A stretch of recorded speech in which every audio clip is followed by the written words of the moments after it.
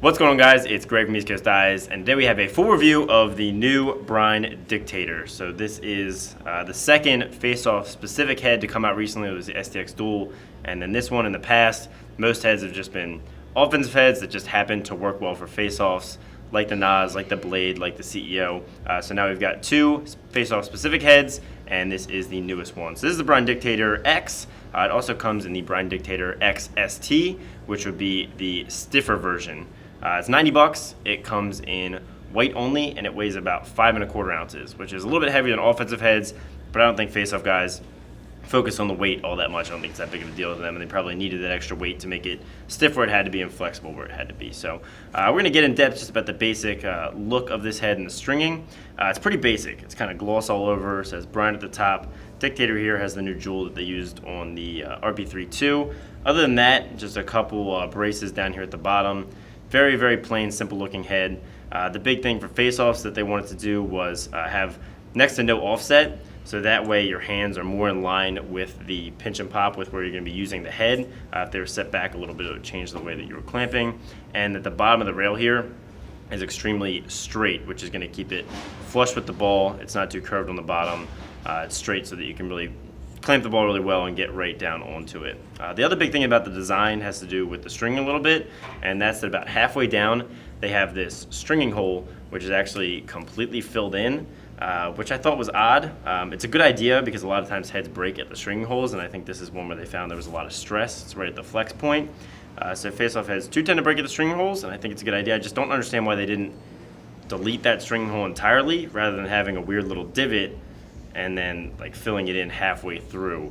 So that was odd, and I did run into some problems while stringing it. Other than that, it strung well, but that's like exactly where I wanted to put my SIs, so I had to split them, and it made the channel a little bit tighter than I was anticipating, which isn't terrible. It does work for grabbing the ball well, but it just couldn't string exactly the way that I wanted, and it would have been nice to have the sidewall holes consistent, but it's weird to have that little odd inconsistent gap where they're close together and then far apart for just one.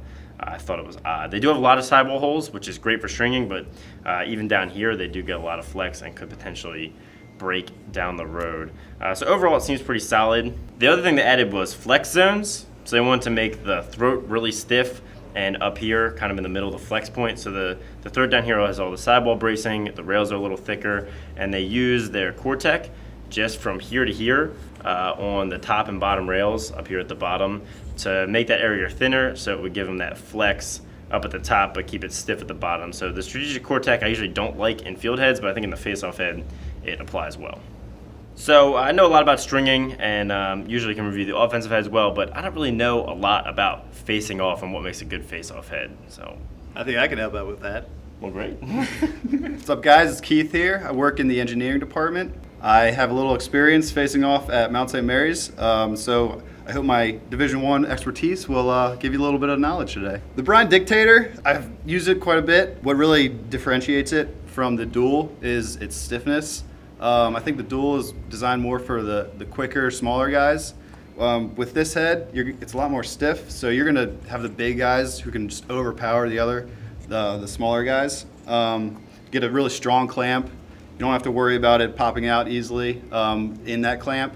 However, after you get the pinch and the pop comes out perfectly. All right, so one thing I didn't love about this head is the long throat. I really think the Dual had it right with the inserted throat design.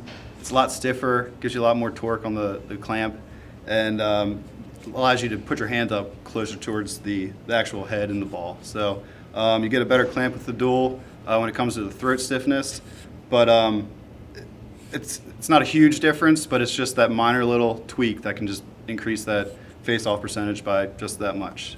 One thing I liked about this a lot more than the Dual was the ground balls. Scooping with the Dual, you could sometimes get a bend effect. If you caught the turf, it would catch like that. With this, since it's stiffer, it plays like a field stick, like an offensive head. A lot smoother ground balls and just a nice quick release off the ground ball. So definitely a good stick to play with once you're out in the field after the win. All right, so I was a face-off guy, but I never really was much of a shooter, so I'm gonna have to rely on my good buddy. I think this time I can help you out with that. Okay. So one thing I did like about the Dictator was that while it is a face-off head, the scoop and the throat kept it stiff enough, good face shape, so you could actually shoot with it really well. Greg Renly just had a goal the other day, so just because you face off doesn't mean you're not going to win it out the front, come down and score. You see that all the time. I remember watching a game 2 years ago in the NCAA where the guy won a couple face-offs out the front and scored like 3 goals in 25 seconds. So you can be a difference maker at the X and shoot and score a lot, and you do need the head to be a little stiffer while you can still face off, but shoot, and I really loved it for that. So overall, the Dictator was great. It's a great face-off option. It has advantages and disadvantages from the dual. Again, this was just the soft one. They also have the stiffer one, which is a cool differentiating factor where if you're a guy that likes to really power through and over a power guy, you can pick out the stiffer option and see which one's better for you. But let me know if you tried one down in the comments. Make sure to like if you liked it, subscribe if you haven't, and have a great day.